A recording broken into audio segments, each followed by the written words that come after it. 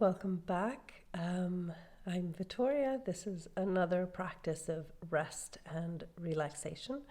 So you don't necessarily have to do this on a mat like I'm about to show you. This is definitely something that you can do directly in your bed. So it's a very soft practice, which I learned from a teacher called Atika. She used to call this the nomadic rock. And what you're going to do is you're going to come lie down on your side. So if you want to hit pause, go get whatever it is that you might need for this practice. If you want to do it straight in bed, then do that. There's not a lot to see, so you can maybe just listen into the practice even without being able to see the video. And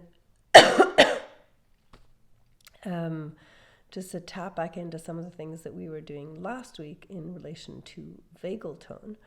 The vagus nerve is something that gets very soothed by rhythm. So whether it's music or dancing or beat, and though today the thing that we're going to do is tap into a rhythmic movement with our body, and we will see what effect that creates. So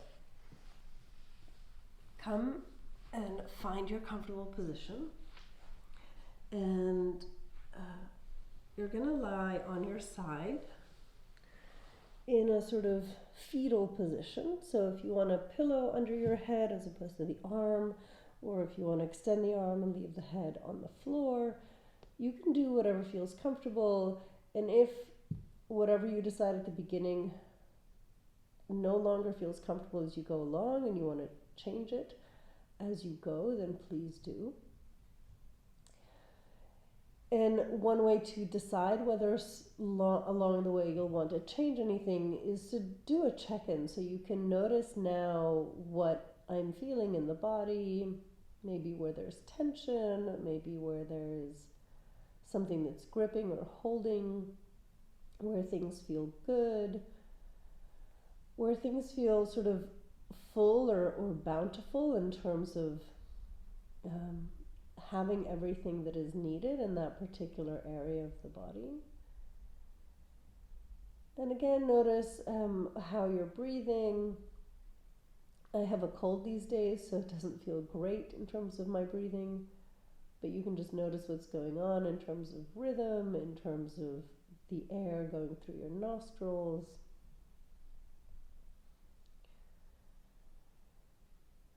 And then what you're going to do is, it's very subtle. You're going to imagine that someone is sort of pulling you back from the hips and then pushing you forward. Pulling you back, pushing you forward. And I'm currently showing you with my hand the movement that I'm doing with my hips. I'm moving backwards in space towards the doors behind me and allowing the hips to roll forward again. And you can kind of imagine, and at some point I'm no longer going to use the hand, and I'm just going to allow the hips to rock back and forth. And the rhythm that you're going to find is whatever's right for you, but it wants to be rhythmic. And the rhythm that you can imagine is the rhythm that you would use to rock a baby to sleep. If you had your hand on the side of a crib or a cradle, or if your baby was in a stroller and you were just sort of pushing the stroller back and forth, what rhythm would you use? And so you're just trying to find a rhythm that the hips can almost go on their own, like inertia, like the momentum itself all of a sudden just keeps the hips going. And what you're going to focus on as the hips rock slightly forward and back is how that movement rolls up the spine.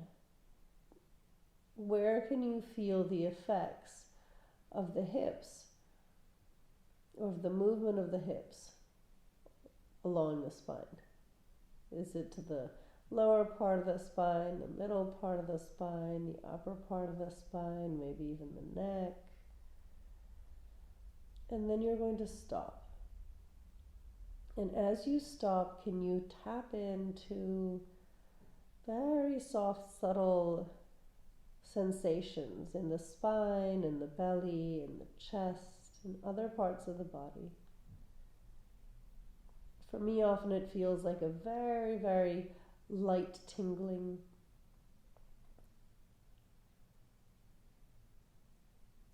And again, I like odd numbers. And so we're going to repeat this a few times. And for me, that normally means 3 or 5 times. So you start the rock again. And you can mentally gauge how long you're doing this for. So the hips are rocking back and forth. I'm paying attention to the effects, the ripple effects of the hips rocking back and forward on the rest of my body. It's my feet, my spine, my head, my breath. And then I'm going to stop the movement of the hips again. And even if the large mechanical motions of the body are now still, maybe in that stillness some very soft sort of movements underneath the skin, deeper to the viscera, the belly, the spine might be showing up. And so I'm just paying attention to that. And then again, as I said, I like things in 3s. So I'm going to do the rock one more time. And as I was saying at the beginning, notice how the comfort of the body in the position itself might have changed. So maybe that means that you need to move a pillow or move an arm or add a pillow or something else. But just notice how over time the body's comfort or what it requires in the position might have changed. And as I'm talking, my hips are still rocking back and forth. I have a mental timer on, so I have an idea of how long I'm going with the hips rocking backwards and forwards. So that the amount of time that I spend tuning in to the stillness, once I stop moving my hips, pretty much lasts as long as the time as I was rolling my hips back and forth. And I don't know about you, but having done this just 2 or 3 times, the effect on the rhythm of my breath, on the feelings in my body, on the sleepiness that is overwhelming, on the level and state of alertness of my mind, has all shifted. And so when you move to come out of this position, which if you're lucky enough to be doing this in bed, maybe you don't have to do it all, maybe you can just rock yourself to sleep.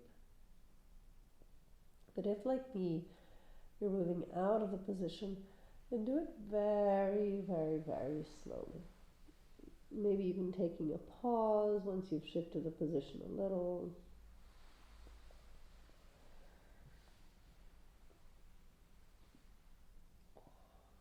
And I think the pose speaks for itself in terms of noticing how beneficial it might be to help induce sleep, but even to do as a practice consistently. Maybe during the weekend it's easier to fit in than it might be during the week. The other time that I use it is if I wake up in the middle of the night and I'm struggling to get back to sleep. Then the nomadic rock is something that is, super easy to just sort of slip into. It doesn't require any props. You can just roll on one side on your bed if that's not the position that you normally sleep in, and see if that helps. I wish you a fabulous practice and look forward to seeing you again soon.